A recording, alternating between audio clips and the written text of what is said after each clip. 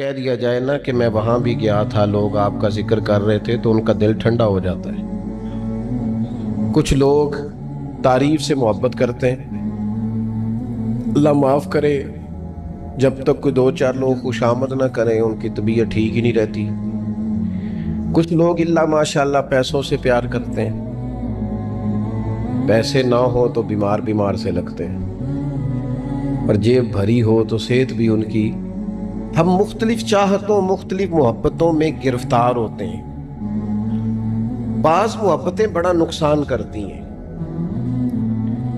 انسان کے باطن کو اجاڑ دیتی ہیں، اس کی روح کو میلا کچیلا کر دیتی، اس کے روحانی مسائل میں نہایت نقصان دہ ثابت ہوتی ہیں۔ نبی پاک صلی اللہ تعالی علیہ وسلم کی حدیث، اس پر نبی پاک علیہ السلام نے فرمایا، دنیا کی محبت یعنی ہرس کے ساتھ ہو، لالچ کے ساتھ ہو، جائز ناجائز کی پرواہ کے بغیر ہو، دنیا کی محبت، مال دنیا کی محبت، حضور فرماتے ہیں یہ ہر برائی کی جڑ ہے۔ جب کسی شخص کو پیار ہو جائے کہ میں نے پیسے جمع کرنے ہیں، دولت اکٹھی کرنی ہے، مال ہی جمع کرنے ہیں، جب اس کا یہ ذہن بن جائے تو پھر وہ کسی چیز کی پرواہ نہیں کرتا۔ اسے حقوق ضائع ہوتے نظر آئیں تو ہوتے رہیں، یتیموں کا مال ہے کہ غریبوں کا مال ہے کہ زکوٰۃ کا مال ہے کہ خیرات کا مال ہے کہ کس چیز کا مال ہے، کسی شرعی پابندی کا لوگ خیال نہیں کرتے۔ غلبہ جو کر گئی دنیا کی محبت، یہ دنیا کی محبت جس طرح ہر بیماری کی جڑ ہے، نقصان کرتی ہے۔ ہمیں اپنے آپ سے پوچھنا چاہیے، سوال کرنا چاہیے کہ دل کیا چاہتا ہے دراصل۔ یہ سینے میں ہے، دھڑکتا ہے، تو بنیادی طور پر صبح سے شام تک اس کی طلب کیا ہے، اس کی چاہت کیا ہے، یہ ہمیں دیکھنا چاہیے نا۔ جس طرح دنیا کی محبت تباہی پیدا کرتی ہے نا، اسی طرح اگر محبت ہو جائے نا اللہ رسول سے،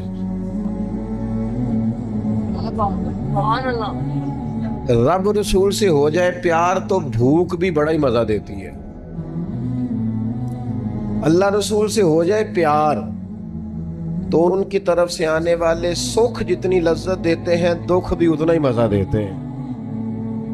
اور درویش کہتے ہیں، دکھ قبول محمد بخشا، بس راضی رہن پیارے۔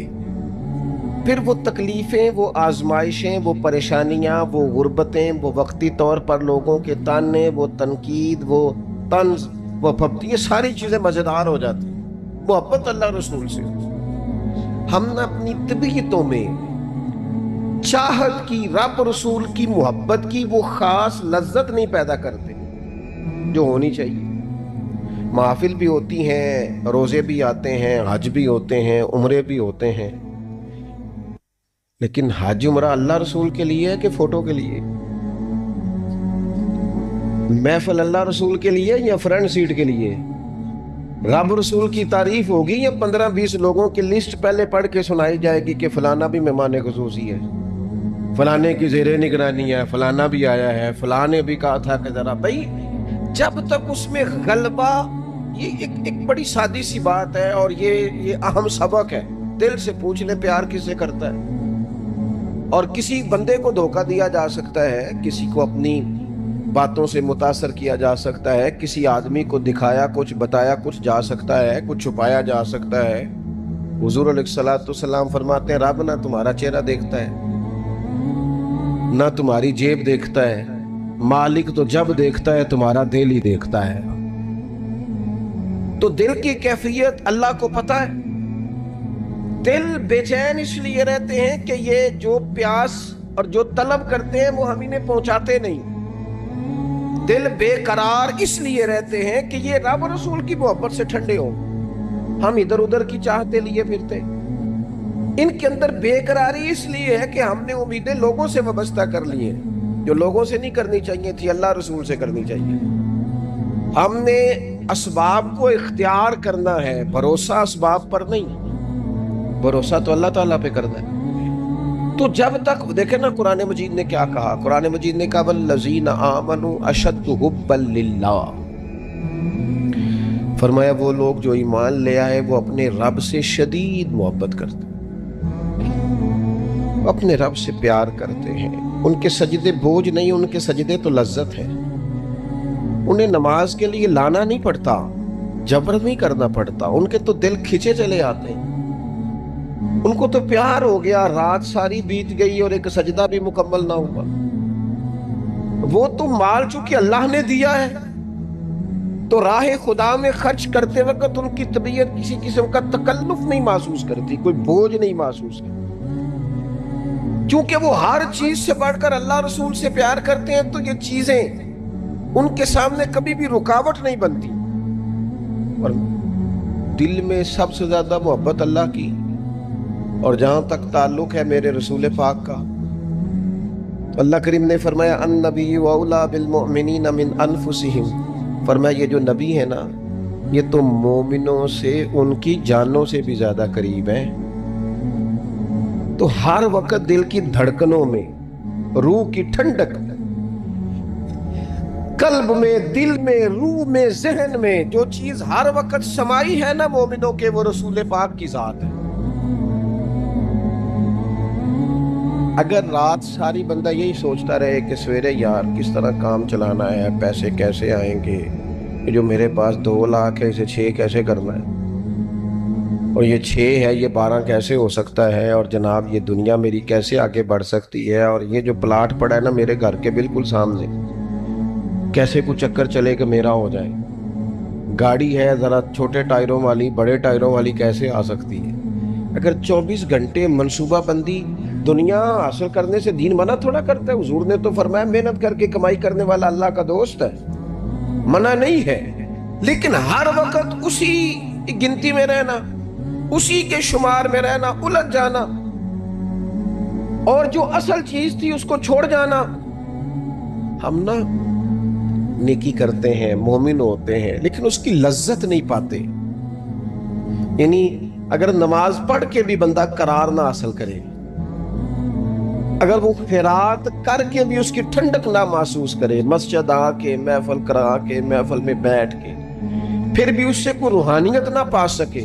اس نے 20 علماء سنے، اس نے درجنوں خطباء سنے، اس نے ساری زندگی گزار دی، لیکن اس کے دل کی کیفیت ہی نہ بدلی، وہ لذت خاص ہی اسے نصیب نہ ہو. تو پھر اسے سوچنا چاہیے نا کہ دل میں نا اللہ تعالیٰ نے نا ہر چیز 2 بنائی ہے.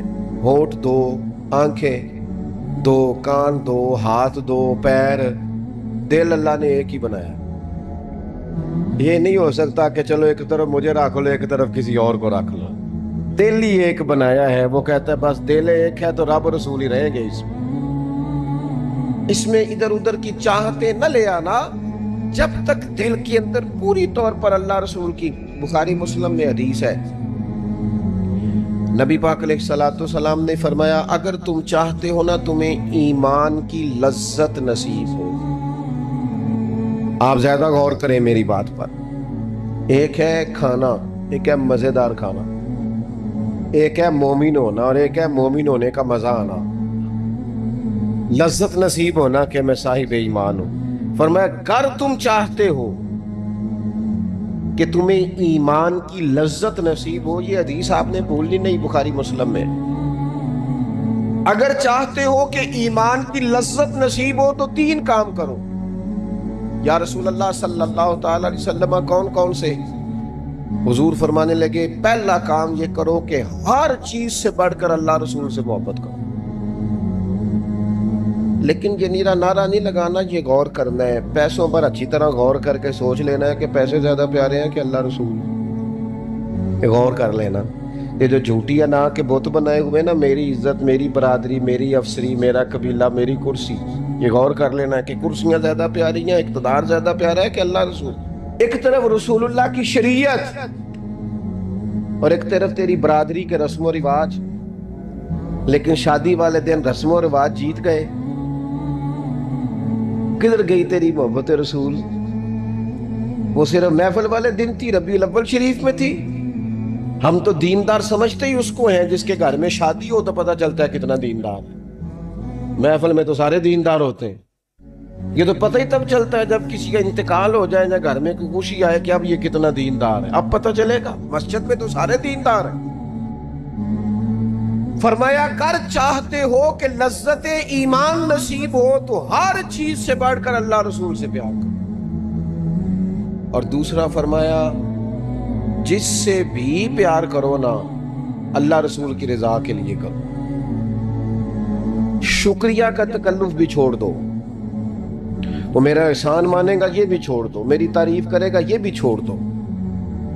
فقط اللہ رسول کی رضا کے لیے رشتے بنانے شروع کرو, مومن ہونے کا مزہ آئے گا. جتنے ہم شکوے کرتے ہیں نا رشتہ داروں کے, بھائیوں کے, قبیلوں کے, برادریوں کے, یہ سارے ختم ہو جائیں اگر ہم محبت اللہ رسول کی وجہ سے کرنی شروع کر دیں. اگر بنیاد اللہ رسول کی رضا ہو تو ہماری طبیعتوں میں کسی کے لیے نفرت پیدا نہ ہو, بے ادبی پیدا نہ ہو, کوئی ایسا ماحول نہ ہے. کیوں کہ ہم ڈائریکٹ پیار ہی نہیں کرتے. ہم جس سے بھی پیار کرتے ہیں درمیان میں رب رسول کو رکھ کے کرتے ہیں. اور حضور فرماتے ہیں قیامت کے دن رب اعلان کرے گا, اللہ فرمائے گا وہ کہاں ہیں جو دنیا میں میری رضا کے لیے آپس میں پیار کرتے تھے.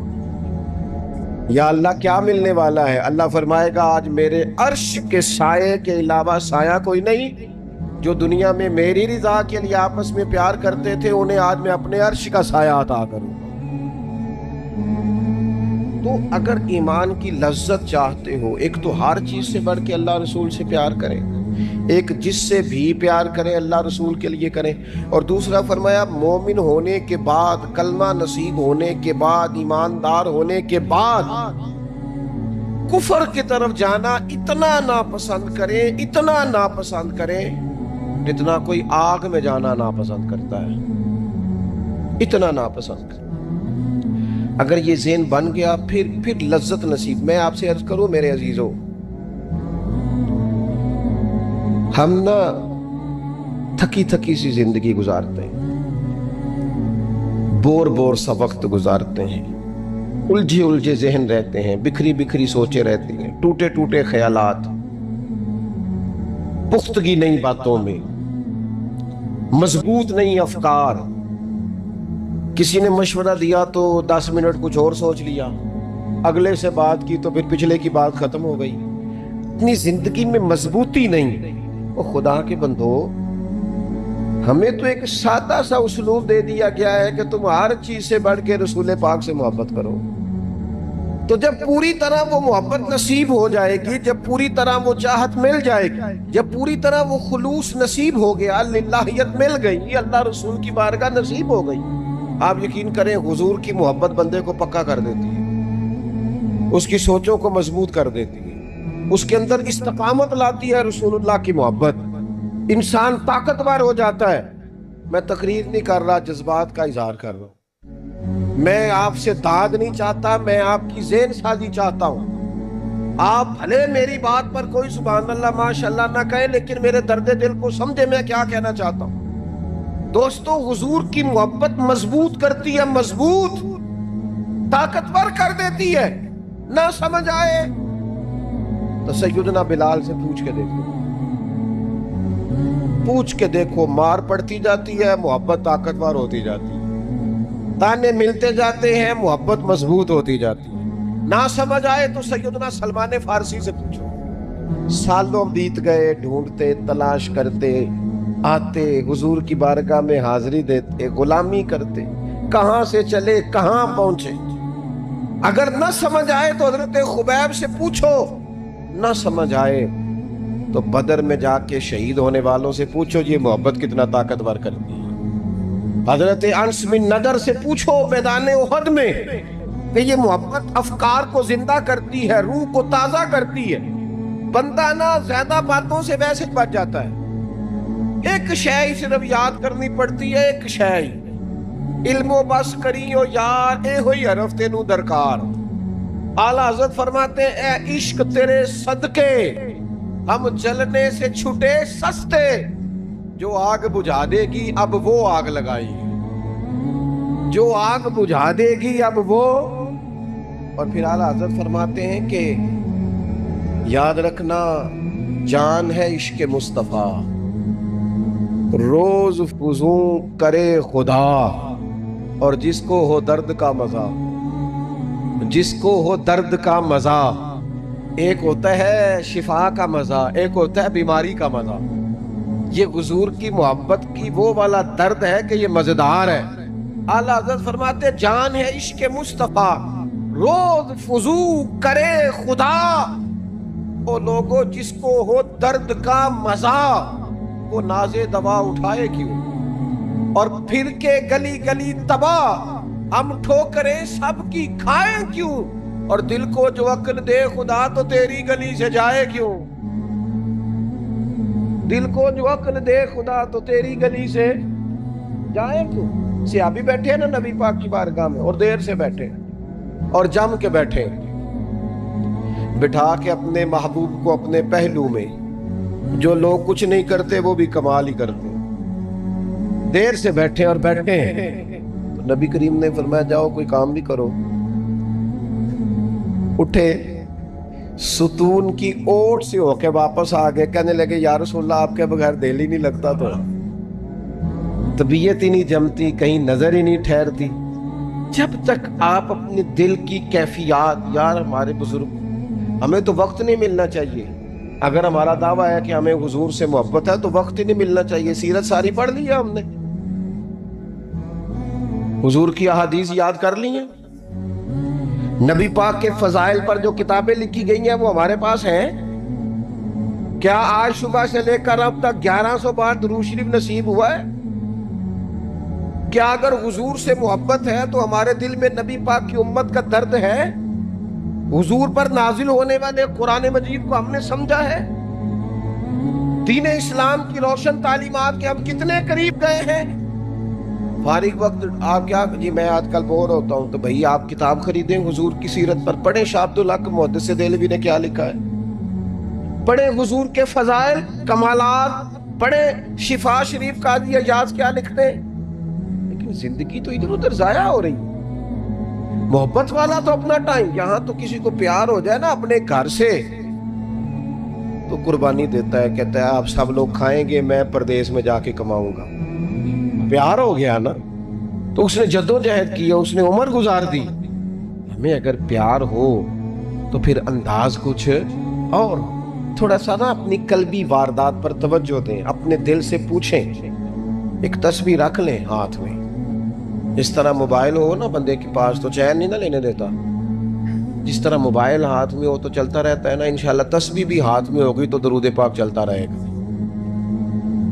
یہ کریں یہ کام، حضور کے تذکار جمیلہ، نبی پاک کا تذکرہ، اپنے قلب اطہر میں حضور کی محبت کو۔ آپ دیکھیں نا کبھی صحابہ کا مزاج، ایک ہوتا ہے بڑے مشورے کرنا اور ایک ہوتا ہے زندگی میں نا ایک عرب یاد کر لیں۔ صحابہ نے نا ایک سبق یاد کیا تھا کہ جو حضور کہہ دیں گے نا، یہ بڑا مختصر، بڑا جامع، بڑا مزیدار اور سارے پہلوؤں کو اکٹھا کرنے والا سبق ہے۔ جو کریم کہہ دیں گے نا، لمبی چوڑی دوڑ ہی نہیں، جو حضور فرما دیں گے۔ حضرت صدیق اکبر سے پوچھا آپ کو پسند کیا ہے؟ کہنے لگے حضور آپ کو دیکھتے رہنا، میرا دل کرتا ہے میری بیٹی گھر میں خدمت کرے، حضور میرا دل کرتا ہے اللہ مجھے مال دیتا رہے، میں آپ کے قدموں پہ قربان کرتا رہوں۔ سانو تے قید سجن دا گہنا ہے، وہ جینجے رکھے ایسا اونج رہنا ہے۔ ہم نے نہ طے کر لیا ہے، ہم نے ادھر ادھر ایک مختصر سے سبق یاد کر لیا ہے۔ آپ یاد رکھیں ہمارے پاس کوئی نہ کوئی لذت ہے، کسی نہ کسی چیز کے پیچھے دوڑ رہے ہیں، ہر بندہ دوڑ رہا ہے، کچھ مان کے دوڑتے ہیں، کچھ نہ مان کے دوڑتے ہیں، لیکن دوڑ لگی ہوئی ہے۔ آپ یقین کریں میں ایسے لوگوں کو بھی جانتا ہوں جو ڈھونڈ کے محفل میں جاتے ہیں، آج میں نے اپنے نبی کی نعت سنی۔ میں ایسے لوگوں کو بھی جانتا ہوں جن کو کتاب مل جائے نا، ٹائٹل پہ لکھا ہو حضور کا تذکرہ، دوڑ کے خرید لیتے ہیں۔ میں نے دیکھا ہے کہ حضور کے میلاد پاک میں وہ یوں خرچ کرتے ہیں کہ جیسے بس پوری کیفیت طاری ہو گئی۔ نبی پاک کی نسبت جہاں نظر آئی، حضور کے اصحاب کی بات آئی یا اولاد کی بات آئی، امت کے اولیاء کی بات آئی یا علماء کی بات آئی، دین کے طلباء جو مدرسوں میں پڑھتے ہیں ان کی بات، جہاں جہاں ذکر آیا ہم نے نہ کبھی قطرے پہ غور کیا اور نہ دریا دیکھا، بس جہاں تیری جھلک دیکھی وہیں ڈوب گئے۔ اپنے دل میں اس محبت کو پیدا کریں۔ میں آپ سے عرض کروں، اولادیں بھی پریشان ہیں ہماری،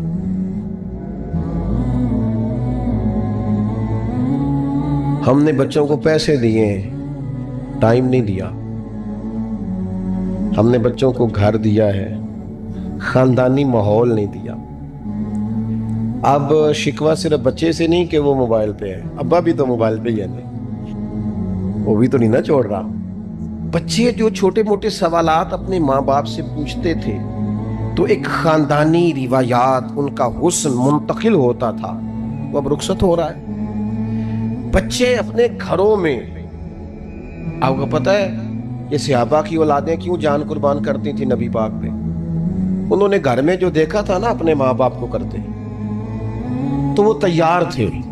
ایک سے ایک بڑھ کر تھا. حضرت عمر بن جموح جنگ میں آئے تو چاروں بیٹوں سمیت آئے، اولادیں ساتھ آئیں ان کی. کیوں؟ انہوں نے اپنے بچوں کو وقت دیا، ٹائم دیا، ان کی تربیت کی. دیکھیں، ایک ہے میں تقریر کروں، تقریر سے بھی بچے سیکھیں گے. ایک ہے کہ جو ان کا باپ کرتا ہے. میں اکثر ایک مثال دیتا ہوں، میں کہتا ہوں کہ کئی دفعہ گھر میں نا اماں کہتی پتر چپ کر جا، تیرا ابا آج کل پریشان ہے، ناراض ہو جائے گا، چپ کر، ابھی بات نہ کرنا، کاروباری ٹینشن چل رہی. ہوتا ہے کہ نہیں؟ پتر آج نہ بات کرنا، آج تیرے ابا جی کا موڈ نہیں ٹھیک، ہوتا ہے نا. تو کبھی کبھی یوں بھی ہونا کہ ابا بستر میں رو پڑے تو پتر اٹھ کے جا کے پوچھے اماں جی خیر ہے، تو اماں بھی رو پڑے. اماں بتاؤ تو صحیح ہوا کیا؟ تو اماں کے پتر تمہارے باپ کو نا حضور کا مدینہ یاد آ رہا ہے. آپ یقین کریں یہ رنگ اولاد پہ وہ رنگ چڑھائے گا، یہ انداز وہ انداز سکھائے گا. ابا پیسوں کے لیے تو روز روتا ہے، زمینوں جائیدادوں کے لیے روتا ہے، میرا کاروبار نہیں چلتا روتا ہے.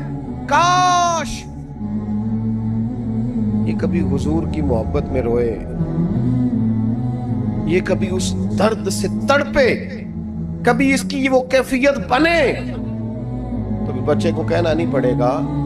اپنوں کے تو آنسو دیکھ کے بندے کے آنسو آ جاتے ہیں. روحوں کی جیسے ہی قربت ہوتی ہے درد آنسو بن کے چھلک نکلتا ہے. جب تک یہ محبت اس بار رفتگی کے ساتھ نہیں پیدا ہوگی. کبھی ابا انگلی لگائے نا بچے کو اور مسجد میں جا کے قاری صاحب دل بڑا پریشان ہے، ذرا حضور کی گناہ تو سنائے. ذرا گھر میں بچے کو کہے نا پتر یہ کھول ذرا موبائل اور حضور کی فلاں نعت تو لگا، میرا دل کر رہا ہے. تو یہ بھی انداز ہے جو بچوں کے دلوں میں حضور کی محبت پیدا کرے گا. لیکن ہم نے نا بالکل ایک روایتی انداز اختیار کیا ہوا ہے. ٹھیک ہے کبھی کوئی سلسلہ ہو گیا تو ہو گیا، اس کی جو عملی کیفیات ہے وہ ہمارے ہاں نہیں ہے.